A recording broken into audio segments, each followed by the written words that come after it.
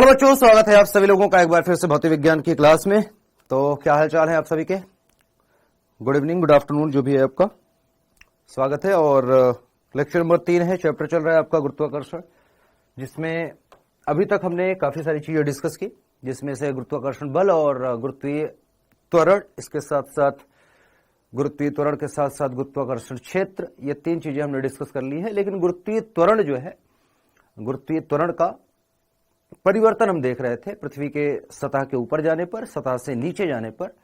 कुछ कुछ और केस हैं जो हमें समझने हैं, जैसा कि पृथ्वी का आकार हमने आपको लास्ट क्लास में बताया कि पृथ्वी का आकार क्योंकि एक जैसा नहीं है, कहीं पर कम है ना, मतलब कहीं पर एक जगह अगर देखें तो ध्रुवों पर जो है अर्थ चपटी हुई है और बीच में थोड़ा सा उसका आकार बढ़ा हुआ है। इसके साथ साथ पृथ्वी क्योंकि घूम भी रही है तो उसका भी इफेक्ट पड़ता है जी पर। आज आपका बर्थडे है सुमित कश्यप का, हैप्पी बर्थडे बेटा, गॉड ब्लेस यू। और मैं उम्मीद करता हूं कि आप सभी सपने पूरे कर सकें, जो भी आपके सपने हैं, ठीक है। अच्छा, मैं आपको साफ साफ बता देता हूं। नीट फाइटर का कहना है हमको तो एसपी केजे और योगेश सर ने कुत्ते समझ लिया और रोटी का टेस्ट देकर कलर कूर आजा। ऐसा नहीं है, ऐसा नहीं है। मैं आप लोगों को बता दूं, देखो आप में से अगर कोई भी बच्चा है, mister Sunny, this is last time I am telling you, मैं आपको बेटा ब्लॉक कर दूंगा क्लास से अगर आप ये रोज आपकी सैलरी कितनी है अगर ये करते रहे ना, मुझसे बुरा कोई होगा नहीं बेटा, प्लीज ऐसा मत करें, ठीक है। साफ साफ शब्दों में बहुत प्यार से आराम से बता रहा हूं और 2-3 दिन से बता रहा हूं। नहीं समझ में आ रहा है तो फिर मुझे एक ही उपाय आएगा कि आपको ब्लॉक करना पड़ेगा।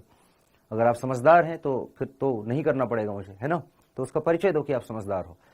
अच्छा, एक चीज और आपको बता दूं मैं, जिनको लगता है कि क्लास में जो मैं पढ़ा रहा हूं ये इंपॉर्टेंट नहीं है, जिनको मजा नहीं आ रहा है, जिनको समझ नहीं आ रहा है और जिनको सिर्फ एसपी सर से पढ़ना है, जो भी है, साफ साफ बता दे रहा हूं, निकल सकते हैं आप क्लास से जा सकते हैं। एसपी सर का चैनल का नाम बता देता हूं, जहां स्टार्ट किया है उन्होंने, वो योगेश सर और कामेश सर जहां पर पढ़ा रहे हैं। अगर आपको नहीं पता है तो मैं बता देता हूं, उसका नाम है नीट आरंभ हिंदी मीडियम, ठीक है ना। जाइए, जिसको वहां पढ़ना है, जैसे पढ़ना है आप पढ़ के आइए। मैं आपसे बात करूंगा जब आप नीट का एग्जाम दे लेंगे, रिजल्ट आ जाएगा तब, फिर मैं पूछूंगा कि क्या हुआ, तब मैं बात करूंगा, उससे पहले नहीं, ठीक है। जाना है प्लीज चले जाए, प्लीज चले जाइए, मैं कह रहा हूं। और जाइए वहां पर देखिए, रोना धोना जो भी है उसको देख के आइए, कौन रो रहा है, कौन हंस रहा है, कौन गा रहा है, क्या पढ़ा रहा है, कैसे पढ़ा रहा है, कितना पढ़ा रहा है, किस लेवल का पढ़ा रहा है, ये आप समझदार हैं तो समझ पाएंगे, और नहीं तो जाइए, प्लीज चले जाइए, मैं तो कह रहा हूं, और मेरी क्लास को डिस्टर्ब ना करें, ठीक है। Is it clear? अब मैं आगे चलूं, क्योंकि मुझे ऐसा लगता है कि मेरा काम है पढ़ाना, और स्टार्ट करते हैं। चलें, आइए स्टार्ट करते हैं। तो मैं उम्मीद करता हूं कि अब आप लोग थोड़ा ध्यान से पढ़ने का प्रयास करेंगे, और बाकी जो बच्चे हैं जिनको जाना है, भागना है, मैंने आपको एड्रेस बता दिया कहां जाना है, आप वहां चले जाइए, प्लीज चले जाइए, ठीक। मुझे जबरदस्ती नहीं रोकना है किसी को, और मैं रोक भी नहीं सकता एक्चुअली। हाँ, मैं इतना कह सकता हूं कि, और गारंटी के साथ कह सकता हूं, एक चीज दावा करके कह सकता हूं, दावा ठोक के, एकदम सीने पर ठोक के बोल सकता हूं आपको, और ये बोल सकता हूं कि जो इस क्लास में पढ़ाया जाएगा, जो मैं पढ़ाऊंगा, वो नीट के लेवल के अलावा टच से मस नहीं होने वाला, ठीक है। अगर आप पढ़ेंगे तो मैं 100% ये गारंटी लेता हूं कि आप एक अच्छा स्कोर करने लायक स्टूडेंट बनेंगे यहां पर भौतिक विज्ञान में। भौतिक विज्ञान सब्जेक्ट की जिम्मेदारी मैं लेता हूं। अगर आपको भरोसा नहीं है, विश्वास नहीं है मेरी बातों पर, मेरी क्लास में जहां भी जैसा भी आपको करना है जा सकते हैं, फ्री है, you are free to go, free bird, okay, clear? चलिए चलते हैं। सच्चाई आप लोगों को पता नहीं है, अब मैं बता भी नहीं सकता, है ना, बात निकलेगी तो फिर दूर तलक जाएगी, और मैं चाहता नहीं कि ऐसा कुछ हो। आप बच्चे हैं, आपके दिमाग में आपके जिस टीचर के लिए जो इमेज बनी है, जिस तरह की छवि बनी है, मैं उसको बिगाड़ना नहीं चाह रहा, बस ये मान लीजिए। चलिए, तो आज की क्लास का एजेंडे की बात कर लेते हैं, ठीक है। आज की क्लास के एजेंडे की बात कर लेते हैं। आज क्या पढ़ेंगे बेटा? अच्छा, कुछ बच्चों को लगेगा कि सर क्वेश्चन नहीं करवा रहे हैं आप, क्वेश्चन नहीं करवा रहे हैं। बेटा क्वेश्चन तब होगा जब एक ठीक ठाक लेवल का आप कॉन्सेप्ट सीख जाएंगे, क्वेश्चन करने लायक कॉन्सेप्ट सीख जाएंगे। बीच बीच में कॉन्सेप्ट वाइज कुछ कुछ क्वेश्चन मैं करवाता रहूंगा। क्वेश्चन का जो एक तरीके से पूरी क्वेश्चन वाली ही क्लास रहती है या भर भर के क्वेश्चन होते हैं, वो तब हो पाएगा जब हम एक अच्छे लेवल का कॉन्सेप्ट सीख लेंगे, जिन पर प्रश्न बनते हैं। उसके बाद ही हम क्वेश्चन डिस्कस करना स्टार्ट करेंगे। फिर सारे पीवाईक्यू, सारे एक्सपेक्टेड क्वेश्चन, सारे कॉन्सेप्चुअल क्वेश्चन सारे डिस्कस होंगे। ठीक है, तो वो तब होगा जब एक टाइम आ जाएगा, और वो बताऊंगा टाइम कब आएगा।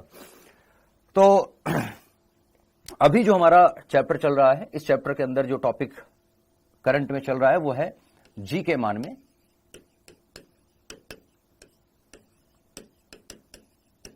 परिवर्तन। थोड़ा मोटेपन से लिख रहा हूं, अगर किसी को दिक्कत होगी तो बता दे रहा हूं। जी के मान में परिवर्तन हमने 3 केस बताए आपको। देखो 3 वजह से है। एक तो है पहला तो हमने देखा ऊंचाई पर जाने पर, ऊंचाई पर जाने पर, सतह के सापेक्ष में बात करना हूं, गहराई में जाने पर,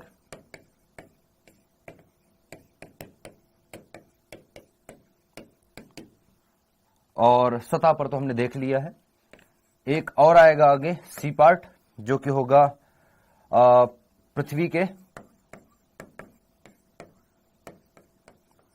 आकार के कारण जी के मान में क्या परिवर्तन होगा, ये हमें देखना है। और इसके बाद लास्ट डी पार्ट, पृथ्वी के घूर्णन के कारण। ठीक है,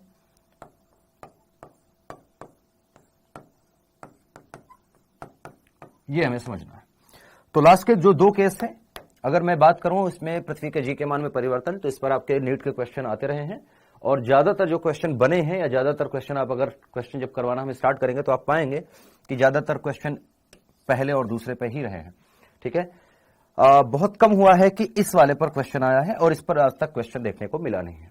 तो मैं इन दोनों को फटाफट से दिखाऊंगा, आगे बढ़ूंगा। ठीक है, कॉन्सेप्ट समझाऊंगा, मेरी बात सुनेंगे उस टाइम पर जब मैं कॉन्सेप्ट समझा रहा हूं, प्लीज सुन लेंगे। ज्यादा कुछ नहीं है, आपको कॉन्सेप्ट समझ में आ जाए और फॉर्मूला याद रहेगा, काम हो जाएगा उससे हमारा। ठीक है, तो बेसिक सी चीज है, छोटी छोटी चीजें हैं। 5-10 मिनट का अगर टॉपिक को आप अगर पढ़ाने देंगे तो 5-10 मिनट में ही खत्म होगा, 15 मिनट में खत्म होगा। लेकिन अगर आप ऐसा नहीं करने देंगे तो फिर वो लंबा चलेगा, आधा घंटा 1 घंटा, फिर वो आपके ऊपर है कि आप किस लेवल पर कैसे पढ़ना चाहते हैं। ठीक, चलिए। अच्छा, जी के मान में परिवर्तन के बाद जो हम टॉपिक स्टार्ट करेंगे आज की ही क्लास में, वो है गुरुत्वीय स्थितिज ऊर्जा। स्थितिज ऊर्जा मोस्ट इंपॉर्टेंट टॉपिक नीट के लिए मैं कहूंगा, स्टार लगा के लिख सकते हैं आप, 3 स्टार लगाइए। मोस्ट इंपॉर्टेंट टॉपिक, बहुत पूरे भौतिक विज्ञान में एक जनरल चीज मैं आपको बता दूं, पूरी फिजिक्स में ये आप लोग याद रखिएगा, चैप्टर कोई भी हो, पूरी फिजिक्स में आपको अगर कुछ ये शब्द मिलते हैं, किसी भी चैप्टर को आप पढ़ रहे हैं, किसी भी चैप्टर को पढ़ रहे हैं, 2-4 ऐसे शब्द हैं जो मिलते हैं। पहला शब्द संवेग, कहीं पर मिल जाए, किसी भी चैप्टर के अंदर संवेग नाम का टॉपिक दिखता है या संवेग से रिलेटेड चीजें दिखती हैं। अच्छा, संवेग हो या कोणीय संवेग हो, एक ही बात है, संवेग। ठीक है, अच्छा, ऊर्जा, शक्ति और बल, ये अगर 4 शब्द आपको कहीं भी किसी भी भौतिक विज्ञान के टॉपिक में, किसी भी चैप्टर के अंदर अगर आपको ये टॉपिक ये शब्द दिखते हैं, तो आप ये समझिए कि ये अपने आप में उस टॉपिक को अगर बात करें तो वो टॉपिक जहां पर ये शब्द हैं, कोई भी, चाहे वो संवेग से रिलेटेड टॉपिक हो, चाहे ऊर्जा से रिलेटेड टॉपिक हो, चाहे शक्ति से रिलेटेड टॉपिक हो, और चाहे बल से रिलेटेड टॉपिक हो, कभी भी मिले आपको किसी भी टॉपिक में, तो वो समझिए कि वो टॉपिक मोस्ट इंपॉर्टेंट टॉपिक है, और वहां से, उस चैप्टर में वहां से क्वेश्चन जरूर पूछा जाता है।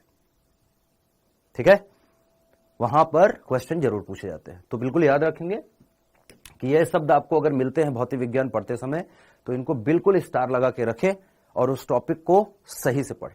ठीक है, उसको, उस टॉपिक को नजरअंदाज ना करें कभी भी। चलिए फिलहाल स्टार्ट करते हैं। तो गुरुत्वीय स्थितिज ऊर्जा सीखेंगे। अभी हमने जी के मान में परिवर्तन देखा। पहला हमने देखा था ऊंचाई पर जाने पर, या h ऊंचाई जाने पर, ऊंचाई जाने पर। h ऊंचाई जाने पर जो पहला फॉर्मूला हमें मिल के आया, ये रिकैप चल रहा है जो हमने अभी करवा रखा है आपको, ठीक है। h ऊंचाई जाने पर हमने देखा जो g डैश है वो आया g multiply by 1 minus 2h by r, एक ये फॉर्मूला था। इसके दो फॉर्मूले थे, नंबर a और number b। Number b formula था बेटा g डैश बराबर gm divide by r plus h का होल स्क्वायर।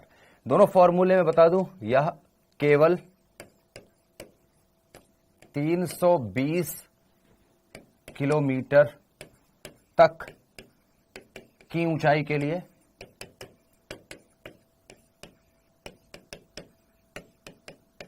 मान्य है,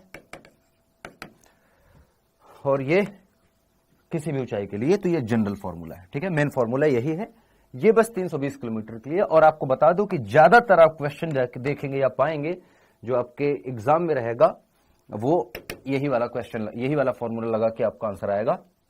क्योंकि जनरली जो क्वेश्चन पूछे जाएंगे आपसे वो 320 किलोमीटर के ऊपर की ऊंचाई पे नहीं रहेंगे, अंदर ही रहेंगे, ठीक है। कि 20 किलोमीटर पर है कोई चीज, या 50 किलोमीटर पर कोई चीज है, या 100 किलोमीटर पर कोई बिंदु है, वैसा पूछा जाएगा। तो ज्यादातर आपको फॉर्मूला ये पूछा जाएगा, ये लगेगा क्वेश्चन लगाते समय। अच्छा, दूसरा पार्ट था डी गहराई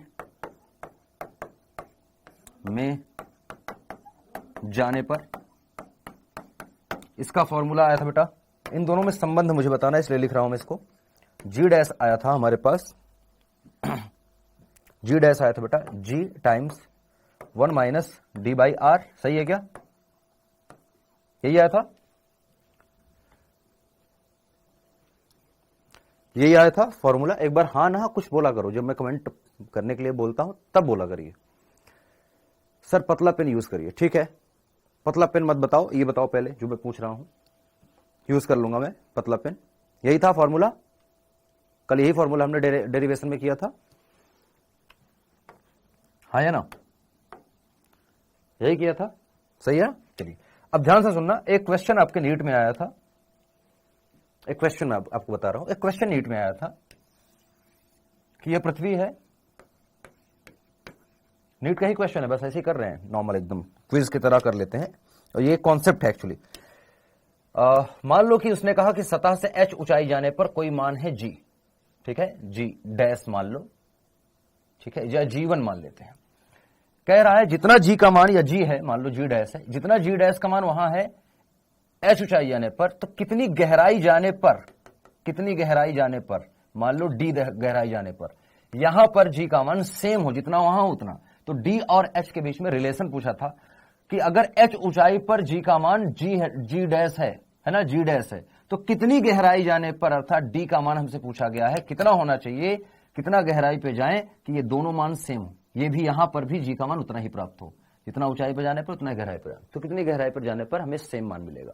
जैसे मैं कहूं कि 20 किलोमीटर पर जो g का मान है वो कुछ है, मैं कहूं कि 20 किलोमीटर पर ये है, तो गहराई में कितना गहराई जाएंगे कि जितना 20 किलोमीटर ऊंचाई पर मान है उतना ही गहराई में कुछ मान मिले, ठीक है। तो एक रिलेशन था, वो रिलेशन आप सभी समझ पाएंगे यहां से। तो आप ये वाला, क्योंकि हम बहुत ज्यादा ऊंचाई की बात नहीं कर रहे हैं, तो ये रिलेशन आप दोनों यूज कर सकते हैं, ये कर सकते हैं यूज, दोनों कर लीजिए। तो जी डैश दोनों सेम है, दोनों को बराबर कर देंगे, आर और एच, हम डी और एच का रिलेशन हमें चाहिए। तो हम देख सकते हैं इस फॉर्मूले से देखें तो ये है जी इंटू, पतला पेन यूज करना है, लीजिए पतला पेन लीजिए, यह हमारे पास है g into 1 minus h 2h by r, बराबर कर देंगे, मान लो डी गहराई पर गए हैं तो g into 1 minus d by r आ जाएगा, यही था। g से g कैंसिल आउट हो जाएगा, 1 से 1 कैंसिल आउट हो जाएगा, माइनस माइनस कैंसिल आउट हो जाएगा, 2h divide by r equal to हो जाएगा d बाई आर। और ये आपका सिंपल सा है कि 2h इक्वल टू d। यहां पर एक कॉन्सेप्ट जो था वो सॉल्व हो गया है कि अच्छा, इसका मतलब हमें पता होना चाहिए। मतलब ये पता है कि गहराई में जाने पर जी का मान ज्यादा तेजी से घटता है। हमें क्या समझ में आया यहां पर कि जब आप गहराई में जाते हैं तो डी का मान ज्यादा तेजी से घटता है, समझ में आ रहा है। 2h ऊंचाई पर जितना जाने पर जी का मान होगा, सिर्फ डी ऊंचाई पर उतने जाने में मान हो जाएगा, ठीक है, डी गहराई जाने पर। तो इसका मतलब कि जब हम पृथ्वी की गहराई में जाते हैं तो जी का मान बहुत तेजी से घटता है, जबकि ऊंचाई पर जाने पर इतना तेजी से नहीं घटता, है ना। यही मतलब निकल के आया। हाँ, तो ये छोटा सा याद रखेंगे, ठीक है। चलिए, तो जो दो कॉन्सेप्ट है पृथ्वी का मैंने अभी बताया था, ये पृथ्वी के आकार के कारण और घूर्णन के कारण, फटाफट से देख लेते हैं। पृथ्वी का कोणीय वेग हम मान लेंगे ओमेगा है, ओमेगा से घूम रही है, वगैरह वगैरह चीजें हैं, कुछ कुछ चीजें हैं, जल्दी से देख लीजिए, फिर क्वेश्चन लगाएंगे। उसके बाद हमें स्थितिज ऊर्जा पढ़ना है, जो इंपॉर्टेंट टॉपिक है आपके एग्जाम में आएगा जो। तो यहां पर बना है पृथ्वी को, अगर देखें तो मैंने आपको कल बनाया था पृथ्वी का चित्र कि ध्रुवों पर पृथ्वी चिपटी हुई है, जैसे एन और एस पे देखेंगे। पृथ्वी का ओरिजिनल आकार ये वाला है, जो इलिप्स जैसा दिख रहा है आपको, ओवल से बोलते हैं इसको, अंडे का आकार जिसको आप बोलते हैं। तो ध्रुवों पर चिपका हुआ है। इन दोनों के बीच में जो अंतर आता है, जैसे मैं बात करूं केंद्र से ध्रुव तक की दूरी और केंद्र सर से जैसे ईस्ट या वेस्ट में, पश्चिम या पूरब तक की अगर दूरी देखेंगे तो दोनों में 21 किलोमीटर का डिफरेंस देखने को मिलता है। कितना कितना 21 किलोमीटर का। तो 21 किलोमीटर आप देख सकते हैं डिफरेंस आपको देखने को मिलेगा। ठीक है, अर्थात कि नॉर्थ और साउथ में अगर मैं जाऊं, त्रिज्या देखूं तो 21 किलोमीटर कम पड़ती है, जबकि ईस्ट और वेस्ट की तरफ देखें तो 21 किलोमीटर ज्यादा है। ठीक है, तो अगर परफेक्ट इस तरह से गोला मान ले तो ये एक्स्ट्रा हमें दिख रहा है कि 21 किलोमीटर यहां एक्स्ट्रा दिख रहा है, एक्स्ट्रा दिख रहा है वैसे। तो इसके वजह से भी हमारे पास यहां पर जी के मान में परिवर्तन देखने को मिलता है। ठीक है, क्या परिवर्तन देखने को मिलेगा आप देख सकते हैं। ध्रुव पर जो निकाल रहे हैं, पोल पे निकाल रहे हैं, तो पोल को हम बेटा, ये पोल है, पोल को POLE पोल लिखते हैं। तो यहां पर जो जी का मान है उसको हम G ऑफ P लिखेंगे पोल के लिए। बाद में ये इक्वेटर है, इक्वेटर को हम E लिखते हैं बेटा, इक्वेटर के लिए हम E लिखते हैं। विषुवतीय रेखा जो होती है इसको इक्वेटर बोलते हैं, इक्वेटर बोलते हैं। इक्वेटर को हम G लिखेंगे E से। ठीक है, बस यही आपको बस ध्यान रखना है, बाकी चीजें लिखे हैं यहां पर, छोटी छोटी चीजें हैं, इसको देख लीजिए। और जो डिफरेंस आता है, डिफरेंस दोनों जगह पर अगर देखेंगे पोल में और इक्वेटर में, तो आपको देखने को मिलता है 0.02 मीटर पर सेकंड स्क्वायर का डिफरेंस देखने को मिलता है। ये वैल्यू पूछी नहीं गई है कभी, लेकिन पूछी जाए तो याद रखना। अगर याद नहीं भी रखेंगे तो इससे आप निकाल सकते हैं, जो फॉर्मूला होता है इससे आप निकालेंगे तो होगा। जीपी निकालेंगे तो आपको आरपी लेने का, आरपी मतलब ध्रुव तक की दूरी, रेडियस पोल तक की, और यहां तक की निकालेंगे तो रेडियस RE लेंगे आप, RE मतलब इक्वेटर तक की, विषुवतीय रेखा तक की त्रिज्या आप ये लेंगे। और दोनों में डिफरेंस अगर आप देखेंगे तो 21 किलोमीटर को मीटर में चेंज करके लिख दिया है, इसका वर्क कर दिया है सिंपल सा। एक्चुअली GE का मान लिखा है GM डिवाइड बाई RE का स्क्वायर, और जो RE है ये बराबर है RP प्लस 21 किलोमीटर, जिसको आप मीटर में लिख सकते हैं इतना, ये ठीक है। तो मीटर में चेंज कर देंगे तो इतना हो जाएगा, वही मान रख दिया, ज्यादा कुछ नहीं है। ठीक है, बेसिक सा था, कुछ नहीं था। अच्छा, आप लोग बंद करेंगे एक दूसरे को गाली गलौज करना, या बात करना, या मुझे ही कुछ करना पड़ेगा? सर हमें फिजिक्स होमवर्क चाहिए, मॉड्यूल मिला है, ना करो डेली काहे हला कर रहे हो?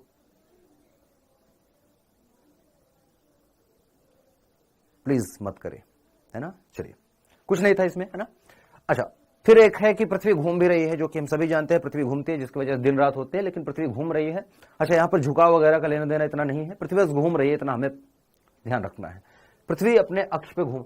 अच्छा, एक चीज बताओ मुझे, एक ध्यान से एक छोटी सी चीज पूछ रहा हूं, ये क्या तुम लोगों की आदत है कि कोई सीरियस कमेंट भी लिखते हो तो उसमें हंसने वाला इमोजी लगाते हो, और हंसने वाला सिर्फ इमोजी भेजते रहते हो?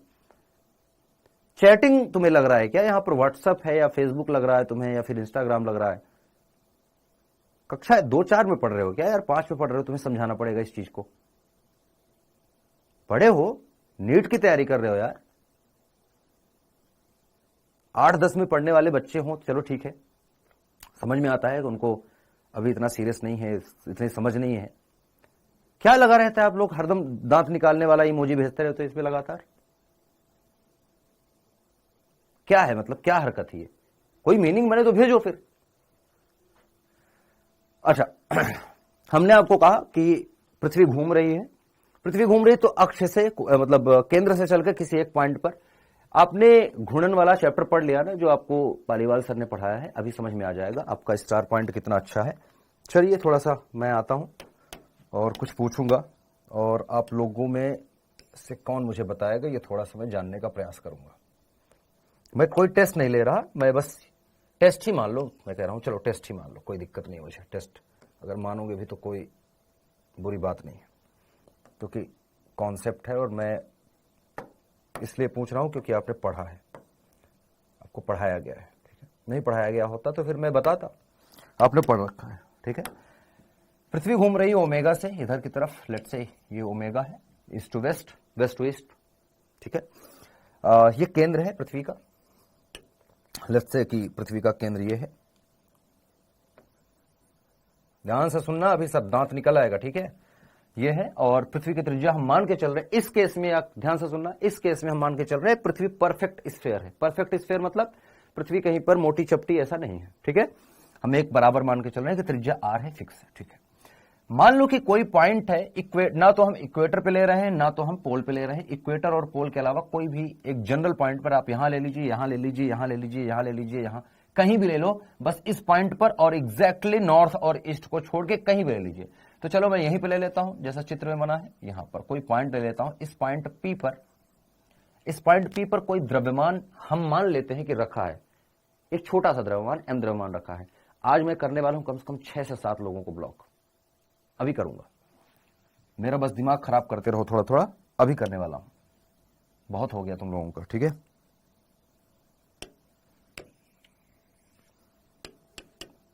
तरसोगे कमेंट करने के लिए, मैं बता रहा हूं। P पॉइंट, ठीक है, इस पर कोई द्रव्यमान रखा है m पॉइंट का। m द्रव्यमान हमने छोटा सा द्रव्यमान मान लिया कि इस पॉइंट पर रखा है। अगर ये घूम रहा है, ये घूम रहा है, तो इसका पथ कैसा होगा, रास्ता कैसा होगा। अगर पृथ्वी घूम रही है और ये पॉइंट ऐसा रखा है यहां पर, तो इसका पथ कैसा होगा बेटा, रास्ता कैसा होगा घूमने का।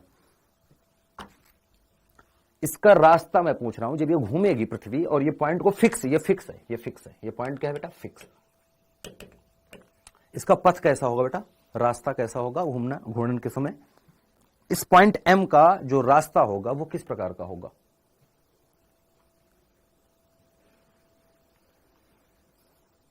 किस तरह होगा, हेलिकल, हेलिकल नहीं होगा बेटा, वृत्तीय। और सर अपना आवाज सही कर दो, ठीक है बेटा। आवाज नहीं आ रही है क्या आपको, कुछ दिक्कत आ रहा है, डिस्टर्बेंस आ रहा है क्या। रिंग शेप आएगा, बिल्कुल रिंग शेप आएगा, बिल्कुल रिंग शेप आएगा। तो इधर देखेंगे तो ये कैसे घूमते हुए दिखेगा आपको, रिंग शेप या वृत्तीय कह सकते हैं। तो हमें यहां से यहां तक की पहले बात तो लंबवत, देखो अक्ष से लंबवत दूरी लेनी होती है, चलिए अक्ष से लंबवत दूरी देखिए। अक्ष से लंबवत दूरी हो गई इसकी, कितना हो गई, मान लेते हैं स्मॉल r, मान ले ये हो जाएगी यहां तक की त्रिज्या इसकी, इसी रास्ते पे चलेगा। तो इसके सामने का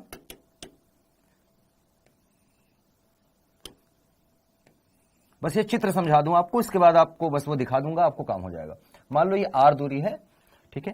अच्छा, यहां से केंद्र से यहां तक की दूरी आप देखेंगे वो क्या रहेगी बेटा, r ही रहेगी, ठीक है। मान लेते हैं ये पॉइंट यहां से यहां तक की जो दूरी है, यहां से इस पॉइंट तक की दूरी, इसको मैं m पॉइंट बोल लेता हूं। m पॉइंट तक की दूरी कितना है बेटा, m, ठीक है। h हमने मान ली, h ऊंचाई, केंद्र से h ऊंचाई पर चल के अक्ष से हमने दूरी इसकी ली है जो कि है r, लंबवत दूरी अक्ष के साथ 90 डिग्री पर देखें ये है। यहां पर इसका रास्ता अगर देखेंगे तो रास्ता आप पाएंगे ये चलेगा वृत्तीय मार्ग में, और वृत्तीय मार्ग में कुछ इस प्रकार का चलेगा।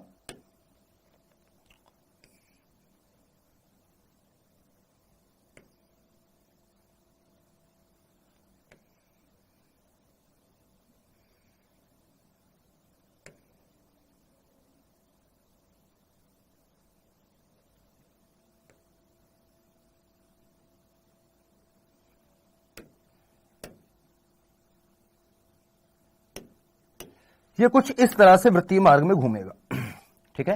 ये पॉइंट M इस मार्ग में इस प्रकार से घूमेगा, मतलब ऐसे घूम रहा है तो ये वृत्तीय मार्ग रहेगा। एक पॉइंट को आप देख रहे हैं, इस पॉइंट के लगेगा तो इस पे क्या लगेगा बेटा, अक्ष की तरफ, ध्यान से सुनना, केंद्र की तरफ नहीं, अक्ष की तरफ एक बल लगेगा, अनुभव करेगा। कौन सा बल अनुभव करेगा बेटा, कोई भी कण जब द्रव्यमान वाला वृत्तीय मार्ग में चलता है तो एक अंदर की तरफ, सेंटर की तरफ फोर्स लगता है, and that force is centripetal force, और आप बोल सकते हैं अभिकेंद्रीय बल लगेगा। अभिकेंद्रीय बल इसको एक फेल होगा, हाँ। अच्छा, एक फोर्स जो अभिकेंद्रीय बल होता है उसका ही एक अपर रूप, एक तरह का बहरूपीय फोर्स है जो कि कहते हैं, जिसको हम बोलते हैं अपकेंद्रीय बल, जिसको बोलते हैं बेटा अपकेंद्रीय बल। अपकेंद्रीय मतलब जो बाहर की तरफ लगता है, सेम। तो एक सेंट्रीफ्यूगल फोर्स लगेगा इस पर बाहर की तरफ, सेंट्रीफ्यूगल फोर्स, या आप अपकेंद्रीय बल बोल सकते हैं। आप अपकेंद्रीय लिख देता हूं मैं, अपकेंद्रीय बल लगेगा।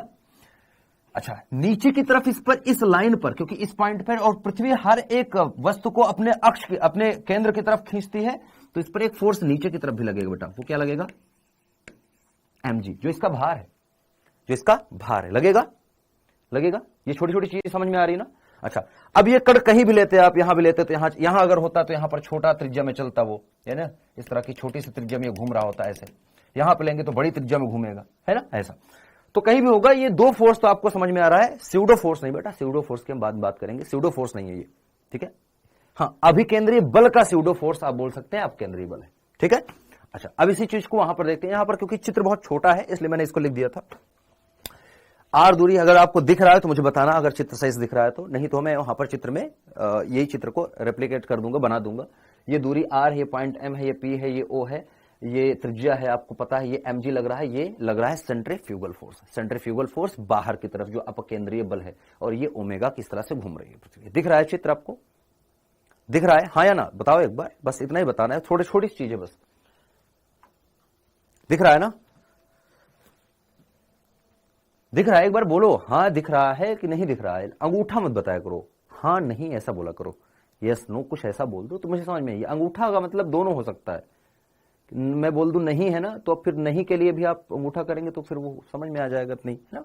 अच्छा, तो ये सब चीजें हैं, दूरी आर आपको पता है, लैम्डा वैम्डा सब पता। अच्छा, लैम्डा क्या है यहां पर, लैम्डा है बेटा निरक्ष के साथ बनने वाला, या आप बोल सकते हैं कि ये जो अक्ष है, अक्ष के साथ 90 डिग्री पर जो रेखा होती है और केंद्र से जाती है उसको निरक्ष बोलते हैं, और निरक्ष के साथ बनने वाला ये कोण, ठीक है।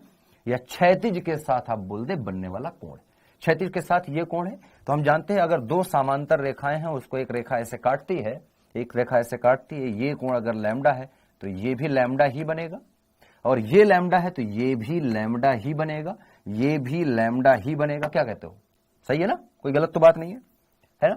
तो अगर ये लैम्डा है तो ये भी लैम्डा होगा, और ये लैम्डा है तो हम जानते हैं mg का अगर इधर घटक लें, इधर घटक क्या है mg को, अगर इस लाइन को ऐसे बढ़ाऊं मैं तो अब अपकेंद्रीय बल और इस रेखा के बीच में, एक्स लाइन ऑफ एक्शन के बीच में अगर मैं देखूं तो ये भी कोण लैम्डा ही बनेगा, है ना, बनेगा ना, छोटी छोटी चीजें। तो बस वही चीजें हैं, हमने यहां पर क्या किया है, mg क्योंकि सेंटर की तरफ है, ध्यान से सुनो, m omega square r, m omega square r का हमने घटक ले लिया, क्योंकि mg का अगर देखें, या तो आप mg का देखो, mg को हम mg का घटक नहीं ले रहे हैं, क्यों नहीं ले रहे बेटा, क्यों नहीं लेंगे, mg जो है एक्चुअल फोर्स है जो कि पृथ्वी केंद्र की तरफ लगा रही है, और हमें g ही निकालना है, तो हम इसका घटक नहीं लेंगे, ठीक है। हम लेंगे m ओमेगा स्क्वायर का घटक, m ओमेगा स्क्वायर का घटक लेंगे लैम्डा के साथ, एक घटक आएगा इधर की तरफ, एक घटक आएगा इधर की तरफ।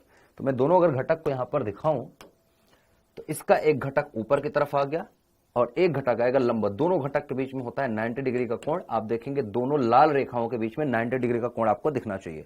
तो एक स्पर्शी आएगा इधर की तरफ, एक आएगा ऊपर की तरफ। अगर यही पॉइंट ये यहां होता, ये पॉइंट यहां होता तो कैसा होता बेटा, ये होता इस तरह, mg होता फिर सेंटर की तरफ, mg होता सेंटर की तरफ, ये सेंटर, तो mg होता सेंटर की तरफ, और इसके घटक आते तो एक घटक इधर आता और एक घटक फिर इधर की तरफ होता। तो जो लंबवत घटक है वो ये है, क्षैतिज घटक हमने ले लिया जो कि है m omega square r. m omega square is nothing but centripetal force, जो कि आप लिखते हैं सेंट्रीपिटल फोर्स क्या होता है बेटा, Fc आप लिखते हैं mv स्क्वायर बाई आर। और चूंकि आप जानते हैं v बराबर होता है आर ओमेगा के, v बराबर होता है आर ओमेगा के, दूरी हमने r ही मान रखी है ना, आर ओमेगा के, तो v के मान पर रखेंगे तो Fc हमारा बन जाएगा बेटा m, v को रखेंगे तो हो जाएगा r square omega square divide by r, एक r से एक r कट जाएगा, Fc आपका आ जाएगा m ओमेगा स्क्वायर r के। ये है सेंट्रीपिटल फोर्स, इसका हमने घटक एक इधर की तरफ लिया जो कि cos थीटा आएगा, थीटा यहां पर लैम्डा है तो cos लैम्डा के साथ बाकी चीजें आपको पता है, ठीक है। तो बेसिक चीजें थी जो कि आपको समझनी थी। अब हमने जब ले लिया तो हमने यहां पर देखा कि अंदर की तरफ लगने वाला फोर्स इधर की तरफ लगने वाले फोर्स के एकदम अपोजिट है। mg और m omega square r cos lambda एक दूसरे के अपोजिट है। अगर अपोजिट है तो यहां से हमारा काम हो गया है। अब ये इक्वेशन देख लीजिए, बस इतना ही था, फिर हम क्वेश्चन लगाना स्टार्ट करें, ठीक है। सर क्लास रुक रही है बार बार, फलक बेटा ऐसा हो रहा है क्या, मैं एक बार इंटरनेट देख लेता हूं, तब तक आप एक बार इक्वेशन देखिए, मैं आता हूं इक्वेशन पर, यहीं पर हूं मैं, कहीं जा नहीं रहा, बस नेटवर्क एक बार चेक कर लेता हूं मैं।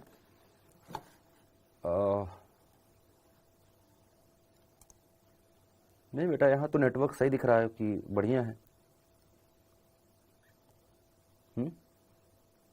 यहां पर तो मुझे सही दिख रहा है।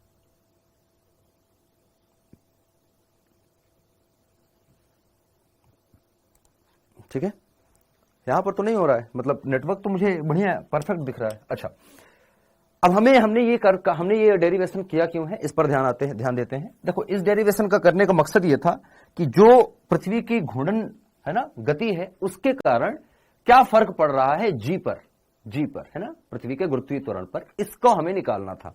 तो हमने माना था कि पी पॉइंट पर जो गुरुत्वीय त्वरण है, माना कि जी डैश है, तो जो फोर्स फील होगा जी डैश के कारण, वो क्या फोर्स फील होगा बेटा, टोटल फोर्स अगर हम देखें तो एम जी डैश आएगा, एम जी इधर की तरफ, वो उधर की तरफ, तो इसमें से उसको घटा देंगे, आ जाएगा एम जी डैश। तो वही किया यहां पर, एम जी डैश इक्वल कर दिया है एम जी माइनस, क्योंकि रिजल्टेंट फोर्स तो इधर की तरफ है, क्योंकि पृथ्वी पर अगर रिजल्टेंट फोर्स देखे तो अंदर की तरफ है, अर्थात वस्तु पृथ्वी पर ही है। अगर बाहर की तरफ रिजल्टेंट फोर्स हो गया, मतलब बाहर वाला जो m omega square r cos lambda है, अगर इसका मान ज्यादा होता तो यह वस्तु पृथ्वी को छोड़ के बाहर चली जाएगी। तो बाहर तो नहीं जा रही है ना, पृथ्वी पर ही है, पृथ्वी पर ही है, इसका मतलब है कि अंदर की तरफ फोर्स ज्यादा है, पीछे वाला फोर्स कम है। ठीक है, जो आभासी बल है वो कम है, तो उसको घटा देंगे और वो आ जाता है बेटा m omega square r cos lambda के। बस एम को एम से काट देंगे, यहां भी एम है, यहां भी एम है, यहां भी काट देंगे, जी डैश का मान आ गया आपके पास, जो यहां लिखा है आप देख सकते हैं। त्रिज्या यहां पर बदल लेंगे, आर को हम बदल के आर ई कॉस लैम्डा करेंगे। आप यहां पर कोई भी त्रिभुज ले लीजिए, ये वाला ले लीजिए, ये वाला ले लीजिए, दोनों में जहां पर आर है और ये कैपिटल आर है, आप त्रिभुज देखेंगे, ये वाला, ये ब्लू कलर का जो त्रिभुज बन गया, ये है आर, ये है कैपिटल आर जो कि पृथ्वी की त्रिज्या है। हमें ये लैम्डा दे रखा है, लैम्डा के सामने वाली भुजा लंब हमें निकालना नहीं, हमें निकालना है आर का मान। तो आर को हमें कैपिटल आर से रिप्लेस करना है। ये है आधार और ये है कर्ण। तो कॉस लैम्डा आप जानते हैं क्या होता है बेटा, आधार बटे कर्ण। तो यहां से आर बराबर आ जाएगा हमारे पास, या कैपिटल आर बराबर, चलो छोटे आर बराबर निकालेंगे, हो जाएगा आर कॉस लैम्डा के। ये मान उठा के रख दिया है यहां पर, जहां पर आर था, इस आर की जगह, और हमारा ये सूत्र इस प्रकार का दिख जाता है। बाकी अब छोटी छोटी चीजें हैं कि अगर विषुवत पर हो, विषुवत पर मतलब थीटा बराबर 0 डिग्री, अर्थात करेक्ट इक्वेटर पे आ जाए, ईस्ट या वेस्ट वाले पॉइंट की तरफ अगर ये बिंदु ले लें, ये पॉइंट यहां पर हो, तो क्या होगा बेटा, थीटा 0 हो जाएगा। थीटा 0 होगा तो थीटा 0 रख दीजिए, आपका मान क्या प्राप्त होगा बेटा, ये जी इक्वेटर, जी माइनस ये करेंगे, कॉस 0 का मान 1 होता है, तो बस ओमेगा स्क्वायर आर बचेगा, जो कि आप ये देख रहे हैं विषुवत रेखा पर। 90 डिग्री ध्रुव पर चले जाएंगे, तो आपको पता चलेगा कि जो जी पोल पे होता है वो करेक्ट जी के बराबर होता है, अर्थात 9.8 या मैक्सिमम आप बोल सकते हैं। तो आपसे पूछा जाए कि सबसे अधिकतम जो गुरुत्वीय त्वरण होता है वो कहां होता है बेटा, वो यहां होता है। कॉस स्क्वायर लैम्डा क्यों लिया बेटा, कॉस स्क्वायर लैम्डा नहीं लिया है, यहां पर देखो एक कॉस लैम्डा पहले से है, ठीक है, और आर का मान हमने लिख दिया आर कॉस लैम्डा। तो एक कॉस ये आ गया और एक कॉस ये है, दोनों का गुणा होगा तो क्या होगा बेटा, कॉस स्क्वायर लैम्डा बन जाएगा। ठीक है, गुणा करना तो आता है आपको, आई होप कि आपको समझ में आ गया होगा। ठीक है, सही है। सभी लोग YouTube पर नींद आरंभ हिंदी चैनल पर जाओ, वहां एसपी सर घूमी गति के क्वेश्चन प्रैक्टिस करा रहे हैं। हाँ, जाओ, मैं तो पहले ही कहा था, जाओ घूमी, बहुत बढ़िया। हिंदी लिखनी आती नहीं, क्या बात है। चलिए फिलहाल आगे चलते हैं थोड़ा सा। ये छोटा सा कॉन्सेप्ट था, बस आपको याद रखना है, और याद ये रखना है खास करके कि जो जी डैश है बेटा, अगर आप देखें या यहीं पर देख लीजिए, जी डैश में से देखो ये कैपिटल जी में से इतना कुछ माइनस हो रहा है, क्या माइनस हो रहा है बेटा, R E omega square cos square lambda. तो अगर जी डैश को देखो तो ओमेगा की वजह से दो चीजें हो रही हैं, एक तो किस पर डिपेंड कर रहा है बेटा, लैम्डा पर डिपेंड कर रहा है, कोण पर, और दूसरा डिपेंड कर रहा है ओमेगा पर। तो ओमेगा पर कैसे डिपेंड कर रहा है, ओमेगा स्क्वायर के साथ, और जी डैश अगर देखो तो लैम्डा के डायरेक्टली प्रोपोर्शनल है और ओमेगा स्क्वायर के डायरेक्टली प्रोपोर्शनल है। ये दो चीज याद रखना कि ओमेगा स्क्वायर के डायरेक्टली प्रोपोर्शनल है और लैम्डा के डायरेक्टली प्रोपोर्शनल है। ठीक है, ये याद रखिए। चलिए आगे चले, यहां पर लिखा है अर्थ इसका ये है, ये इसको पढ़ लेना। ठीक है, नेक्स्ट चलते हैं। कुछ क्वेश्चन है, एक दो क्वेश्चन, ये डिस्कस करने वाला क्वेश्चन है, कोई ऑप्शनल क्वेश्चन नहीं है, ये डिस्कशन का क्वेश्चन है। इसमें 4 ऑप्शन आपको जरूर दिख रहे हैं, लेकिन ऑप्शन नहीं है। यहां पर हर एक क्वेश्चन को हर एक ऑप्शन को हमें डिस्कस करना है। ये स्टेटमेंट है, कथन को हमें डिस्कस करना है। ठीक है, गुरुत्वीय त्वरण के बारे में सही कथनों को चुनिए। हमें ये बताना है कौन सा कथन सही है, कौन सा गलत है, उस पर डिस्कस करना है, बात करनी है। आइए करते हैं। पहला दे रखा है कि r is less than r हो तो, मतलब अगर त्रिज्या से छोटी दूरी पे हो तो केंद्र से दूर जाने पर g का मान घटता है। क्या ऐसा होता है? कल ग्राफ मैंने बनाया था क्या? या ग्राफ नहीं बनाया था इसका? चलिए इससे पहले एक मैं ग्राफ बना के दिखाता हूं आपको। इससे पहले ग्राफ देख लेते हैं।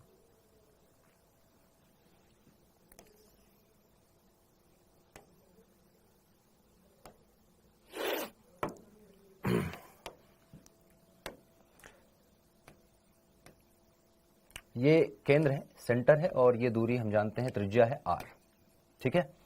पृथ्वी है और इसके बाहर भी चले जाएंगे तो कोई पॉइंट मिलेगा। इसको हम ऐसे एक काल्पनिक ग्राफ बनाते हैं। यहां से ये ग्राफ है,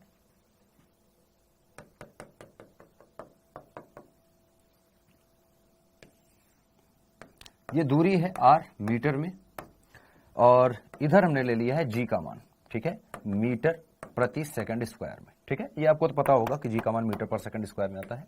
g का मान है मीटर प्रति सेकंड स्क्वायर में। हमने देखा था पहले, अंदर की बात करें, जब अंदर g का मान आया था बेटा, अंदर g का मान क्या आया था? d गहराई पर जाने पर हमें मिला था g डैश। अंदर के लिए बात करें, अंदर को हम क्या बोलते हैं? नीचे जाने पर हमने प्राप्त हुआ था g multiply by 1 minus d by r के। डी बाई आर में अगर देखें तो g नियतांक है, r नियतांक है, अर्थात नीचे जाने पर अगर देखेंगे आप, नीचे जाने पर तो g डायरेक्टली प्रोपोर्शनल है d के। मतलब जैसे जैसे सतह की तरफ जाएंगे g का मान बढ़ेगा। क्या होगा बेटा? बढ़ेगा, क्योंकि सेंटर पर अगर आप देखेंगे, अगर मैं d का मान लिख दूं बेटा r के बराबर, ठीक है, अगर आप यहां पर d का मान r के बराबर कर दें तो r से r कैंसिल आउट, g बराबर ये हो जाएगा। क्या मिलेगा आपको? बोलो क्या मिलेगा आपको?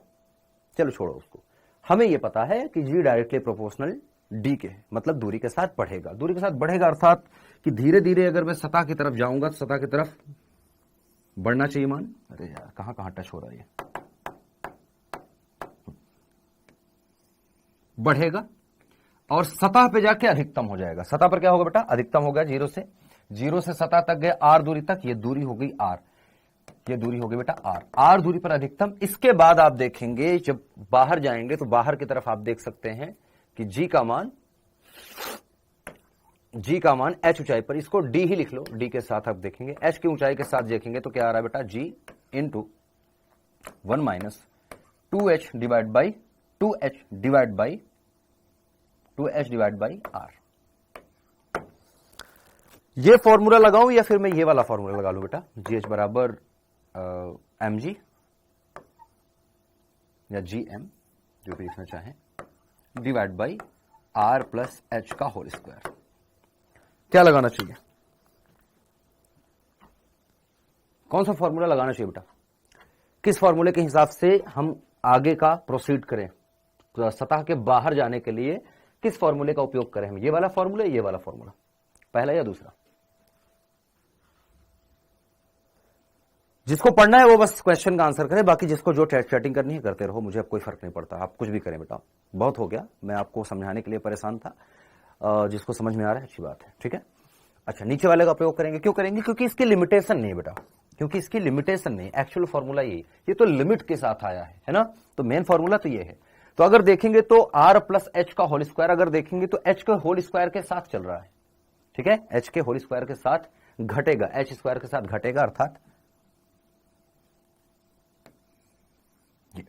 तो g का मान इस प्रकार से आपको ग्राफ इस प्रकार से देखने को मिलता है। पहले बढ़ता है, फिर ये इस तरह घटता है।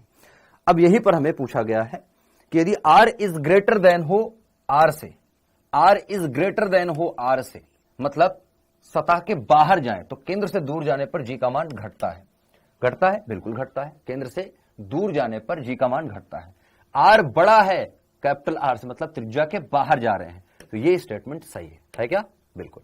अगर r छोटा हो कैपिटल R से, मतलब पृथ्वी के अंदर हम अगर हैं, तो केंद्र से दूर जाने पर g का मान घटता है, केंद्र से दूर जाने पर g का मान बढ़ता है। ये स्टेटमेंट गलत है। हमने देखा ना, केंद्र से जब दूर जा रहे हैं तो g का मान बढ़ रहा है बेटा, केंद्र पर तो g का मान 0 हो जाएगा, ठीक है। क्या हो रहा है? बढ़ता है, ठीक है।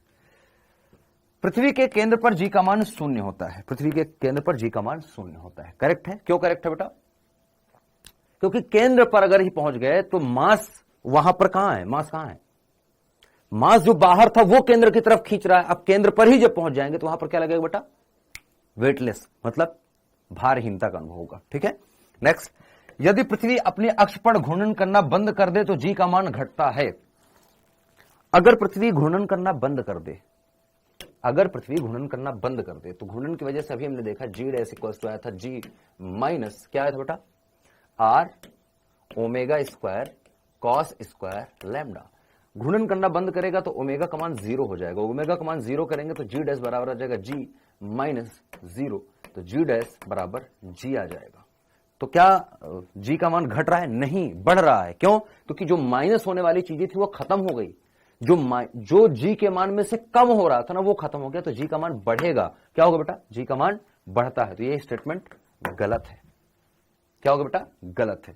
स्टेटमेंट पहली सही है, तीसरी सही है, बी और डी स्टेटमेंट गलत है। तो हमें यहां पर कोई ऑप्शन नहीं चूज करना था, हमें यहां पर बस एक एक कॉन्सेप्ट को, बस जो अभी तक हमने पढ़ा था वो हमने देखा।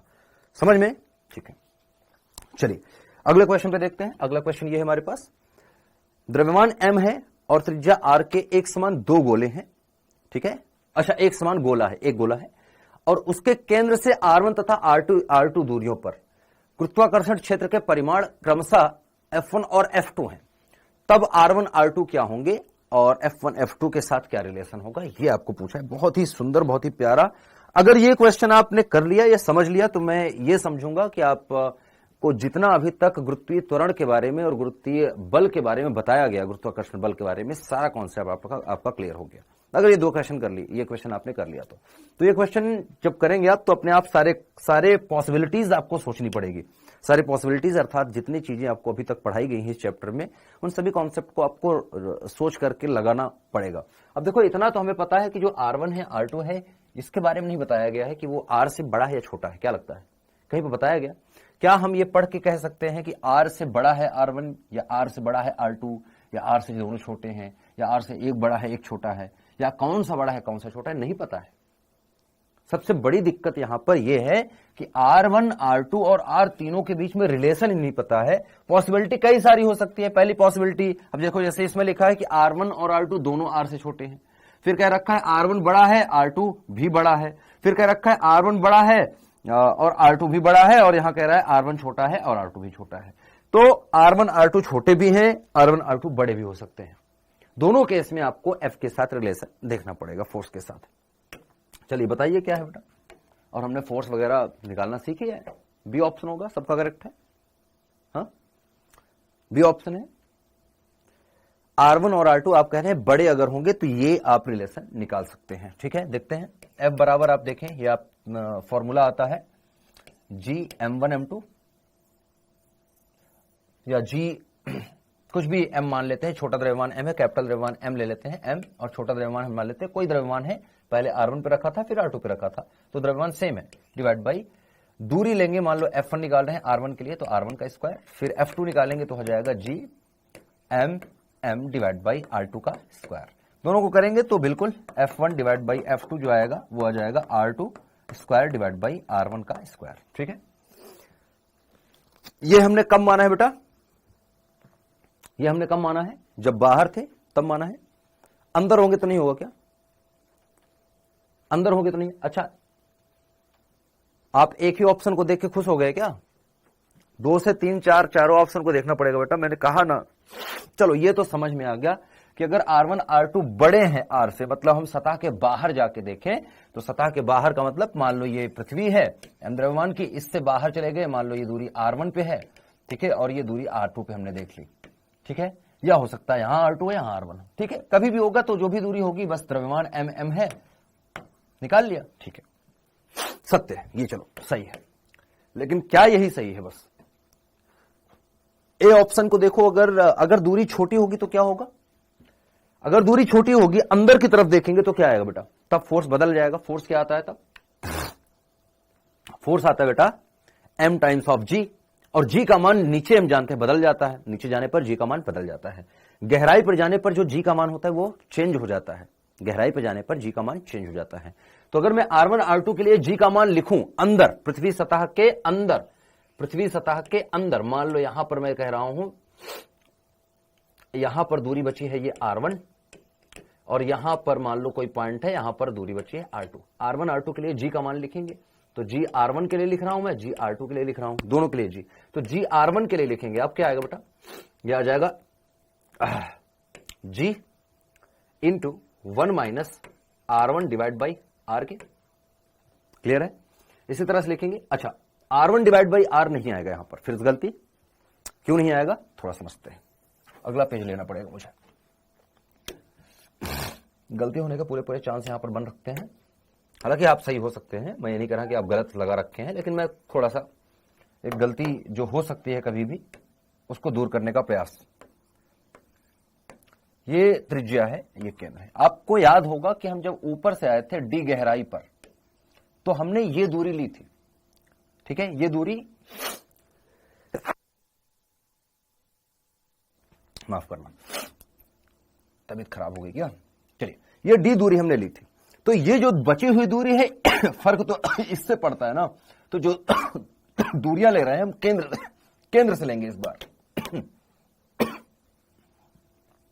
लेट्स से कि एक पॉइंट है यहां पर m रखते हैं एक बार R1 दूरी पर, एक बार यहां रखते हैं R2 दूरी पर। लेकिन हमारे पास जो सूत्र है बेटा, जो सूत्र है G का, G डैश का, वो होता है G 1 माइनस D बटा R। ये जो सूत्र है, तो ये जो D होती है तो सतह से यहां तक की ऊंचाई दूरी होती है, तो सतह से यहां तक की दूरी होती है, तो मतलब D को हम अगर R1 R2 के रूप में लिखना चाहें तो एक बार तो आएगा कि D को हम लिखेंगे R माइनस R1, और एक बार लिखेंगे D बराबर R माइनस R2। दो बार ऐसे दूरी लेनी पड़ेगी, या D1 D2 कर लो, D1 D2। R1 के लिए D1 दूरी मान लेते हैं कि ऊपर से D1 गहराई पे आई, ये D1 गहराई मान ली, और इसको मैंने मान लिया कि D2 गहराई पे आए, क्योंकि हमें फॉर्मूले में तो D1 D2 है, ये वाली दूरी तो हमने ली नहीं है, तो ये दूरी नहीं ली लेते हम, तो ये वाली है ना मान के चलेंगे। चलिए, तो बताइए मुझे क्या आ रहा है आपका, सर जी का मान नियत है या अनियत? बेटा कैपिटल जी का मान फिक्स होता है, कैपिटल जी का मान कांस्टेंट होता है, और स्मॉल जी का मान नहीं। सर वही भी क्लास चल रही है, वही भी क्लास क्या होती है बेटा, वही भी क्लास का क्या मतलब है? नहीं, पैरासीटामोल नहीं लेना है मुझे, ठीक है। सी और डी रॉन्ग है ना, जो भी है बताइए। अरे बेटा ठीक है, डॉक्टर वाली बात बाद में कर लेंगे, क्या खाना है मुझे, दवा वगैरह ले लूंगा मैं। फिलहाल मैं जो कह रहा हूं कि समझ में आया क्या, डी का मान क्या रखेंगे, एक बार R माइनस R1, एक बार R माइनस R2, इस प्रकार से आपको रखना है। अगर R का मान किसी एक का मान आप रख के देखेंगे तो जैसे ही रखेंगे तो ये हो जाएगा minus R plus R1, minus R plus R1, R से R कट जाएगा, प्लस R1 बेटा R बचेगा। ठीक है, आपको अगर मैं एक फॉर्मूला रख के दिखाऊं तो जैसे GR1 के लिए मैं निकाल रहा हूं R1 दूरी पर, तो यह जाएगा G multiply by 1 minus D का मान कितना है बेटा, R माइनस R1, तो R रखेंगे तो हो जाएगा माइनस R और बटा R, और प्लस हो जाएगा R1 बटे R। तो आप देखेंगे ये तो 1 हो गया, 1 माइनस 1 खत्म, सिर्फ ये बचेगा हमारे पास GR1, आप देखेंगे बचेगा G times of R1 divide by R। इसी प्रकार से GR2 दूरी पे आप देखेंगे बचेगा G times of R2 divide by R। सही है क्या, ये बचेगा। तो हम देख सकते हैं, अब इसमें मास का अगर मैं गुणा कर दूं, दोनों तरफ मास का गुणा कर दूं तो फोर्स बन जाएगा, मास का गुणा कर दूं तो क्या बन जाएगा, फोर्स बन जाएगा। ठीक है, मास का गुणा कर दो तो मास का गुणा करते ही ये फोर्स बन गया। ठीक, मास का गुणा करते ही फोर्स बन गया, फोर्स बन गया तो हम देख सकते हैं force directly proportional to R1, force directly proportional to R2, तो हमारा पहला वाला भी सही है। ठीक है, तो यहां पर F1 by F2 equals to R1 by R2, क्योंकि F1 को हम देख सकते हैं डायरेक्टली प्रोपोर्शनल टू R1 है और ये डायरेक्टली प्रोपोर्शनल टू R2 है। ठीक, तो पहला वाला हमारा करेक्ट होगा और दूसरा वाला भी करेक्ट है। तीसरा और चौथा के बारे में आपने अगर देख लिया तो अच्छी बात है, पहला भी हमारा करेक्ट है अगर R1 और R2 अंदर है। ठीक, तीसरा R की पावर क्यूब नहीं हो सकता, और ये तो हमने चेक कर लिया तो ये नहीं हो सकता, तो दो हमारे ऑप्शन करेक्ट थे, दो हमारे ऑप्शन गलत थे। सर इसे डेंसिटी से नहीं कर सकते? बिल्कुल कर सकते हैं बेटा रंजीत, क्योंकि हमने डेंसिटी का यूज करके ही ये फॉर्मूला डिराइव किया था, निकाला था, अगर आपको याद हो तो फिर से डेंसिटी लगाने की जरूरत नहीं है ना, क्योंकि फॉर्मूला ही हमारा डेंसिटी के है ना, डेंसिटी वाले कॉन्सेप्ट से ही आया था। ठीक है, तो फिर से डेंसिटी लगा के फिर से फॉर्मूला क्यों बनाना है आपको। ठीक, हाँ एसपी सर यूट्यूब पे पढ़ा रहे हैं बेटा, आप जाइए ना, क्या दिक्कत है, क्यों है यहाँ पर आपको परेशानी हो रही है तो जाइए ना बेटा, सबको बताने मैं ही खुद बता रहा हूँ। आपका कमेंट शायद कुछ लोग पढ़े कुछ छोड़ दे, मैं खुद बता देता हूँ, एसपी सर यूट्यूब पे पढ़ा रहे हैं, और इसके बाद शायद 5:45 पर योगेश सर भी पढ़ाएंगे, है ना। मैं आपको टाइम टेबल बता देता हूं पूरा, तो प्लीज जाइए। और कुछ आपको बार बार कमेंट लिखने की जरूरत नहीं बेटा।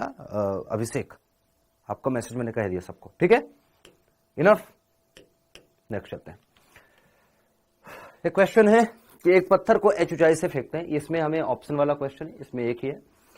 एक पत्थर को h ऊंचाई से छोड़ने पर वह 1 सेकंड में पृथ्वी सतह से टकराता है। अच्छा, ये क्वेश्चन करने के लिए आपने जो पहले पढ़ रखे हैं कॉन्सेप्ट, जो आपको एसपी सर ने चैप्टर पढ़ा रखे हैं, उसका कॉन्सेप्ट लगाना पड़ेगा आपको। चाहे वर्क एनर्जी थ्योरम लगा के आप देखिए, वर्क वाला फॉर्मूला, वर्क वाला चैप्टर से आपको वर्क एनर्जी पावर मतलब कार्य ऊर्जा और शक्ति वाला चैप्टर से आपका कुछ लग सके कॉन्सेप्ट, तो वहां से लगा सकते हैं। या आपको सरल रेखा में गति या एक विमी गति, दो विमी गति जो आप बोलते हैं, वो वाला कॉन्सेप्ट लगा के देखें, तो वो कॉन्सेप्ट पीछे वाले कुछ लगेंगे यहां पर। उसके बाद ये क्वेश्चन का आंसर आप निकाल सकते हैं, ठीक है। चलिए,